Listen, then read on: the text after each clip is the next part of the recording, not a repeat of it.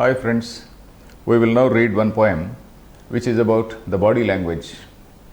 We know that we convey our notions not merely by speech but also by various mannerisms, the way we speak, the way we sit, the way we stand, the way we dress, various other gestures of the body, the way we cross our legs, the way we maybe tap our fingers when you are tensed up. So like that, all these certain type of things, they convey our what is there in our mind. So this particular shloka talks about that. I will read the shloka.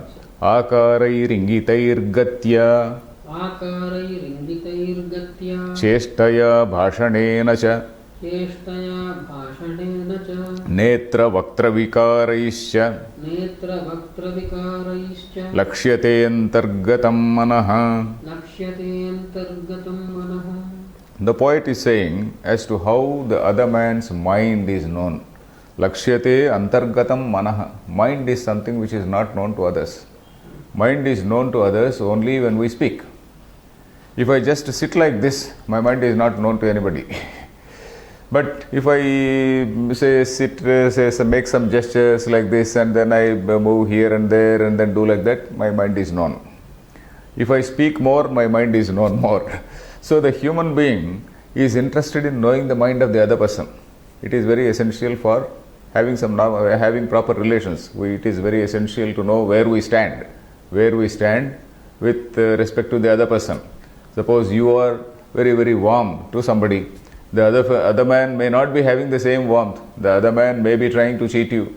So at least some little bit of knowledge of this, we should at least know what are the indications from the body. The indications from the body are called ingita. Ingita jnanam. We say this fellow doesn't have ingita jnanam. Ingita jnanam means the other man may not be speaking anything, but his bodily language, his mannerisms, these things they will convey a lot. So that is what this particular shloka says. In fact, nowadays there are so many books on body language. You must have seen some books on body language. Psychologists have specialized now. And body language again differs from culture to culture. In one culture, the body language may mean something. So suppose I say this, the body language by and large in several cultures, it means the same. Suppose I say something else, it means, if I say like this, it may mean something. If I do like this, it may mean something else, depending on the culture. So you must be knowing this. If I say like this, it is victory. So if I do like this, it means a very, very funny thing. So like that, body language differs. So there are several studies on the body language of several cultures. Indian body language may be different, say some Westerners' body language may be different, or in some other society the body language may be different. So the body language is something which has to be known. And the way when you sit, suppose you cross your leg, one leg on the other, and where exactly that pointing your leg, on what side you are pointing your leg, are you pointing towards your friend? If it is a friend, you will be pointing your leg towards your friend.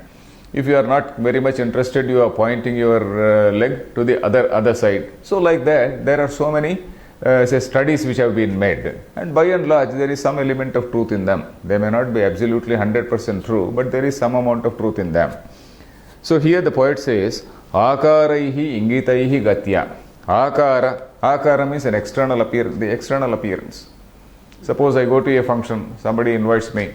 So I go in a very, very casual dress. I go somewhat in my some small shorts and then I just appear there. Suppose it is a formal meeting. A formal meeting, I go in shorts. So what does it mean? I don't care. I don't care for that. And in fact, I am showing my contempt to all the people who are there. So that is the external appearance also gives out my mind. Ingitaihi. Ingitaihi means by our bodily movements. In a very, very reckless manner, I sit there and then suppose I keep my feet on top of the table.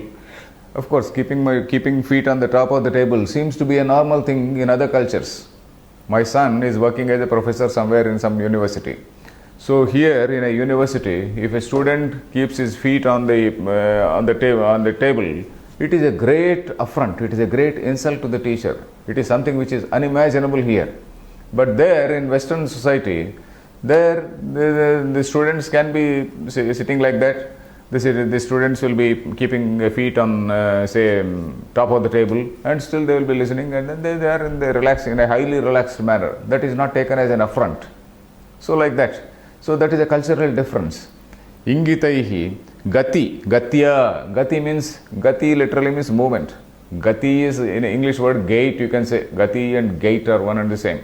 Gati, the way you walk in a normal manner, or the way you walk in a very, very reckless, casual manner. So in abandon, in gay abandon as they say. With such abandon you are walking. Then chestaya. Chestaya means various mannerisms. Suppose you are highly tensed up. A person who is highly tensed up may be doing like this. A high person who wants to say, suppose you are waiting to speak next, you are the next speaker, and then you are trying to collect your ideas in the mind, and then you are trying to do this. So that is one thing. Or you may be just tapping your chair with the fingers. You may be just tapping your chair. So all these things they show our our what is happening in the mind. That the mind is very rapidly thinking, and then you are slightly tensed up. Then chestaya, bhashanena cha, and also bhashanam is speaking. Speaking is one way. Then netra vaktra vikaraischa. Netra means eye. Netra vikara and vaktra vichara. Netra means by the way you look, you may show some the very looks, of course. Sometimes they can. Why sometimes? It always conveys what we say, what is there in our mind.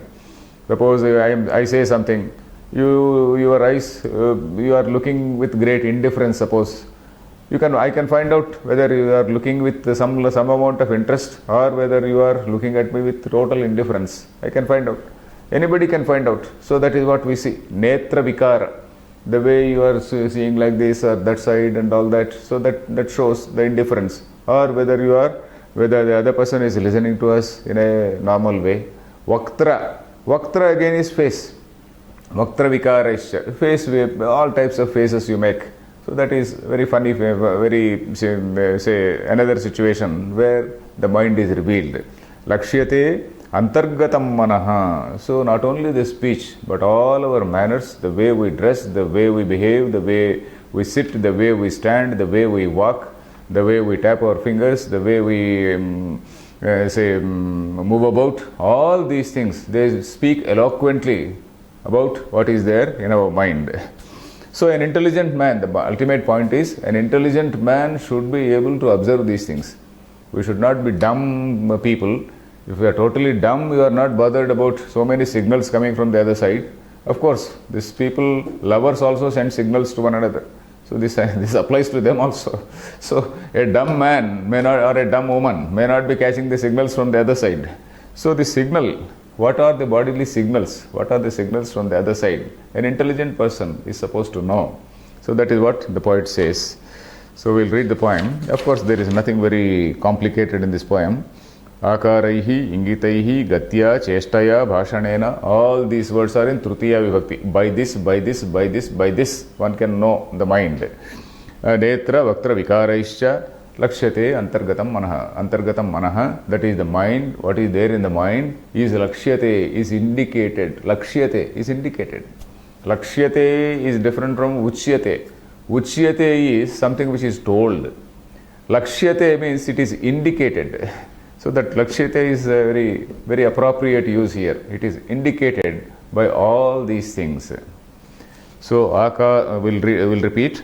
Akarairingitairgatya chestaya bhashanena cha netra vaktra vikaraischa lakshyate antargatam manaha. Okay, fine.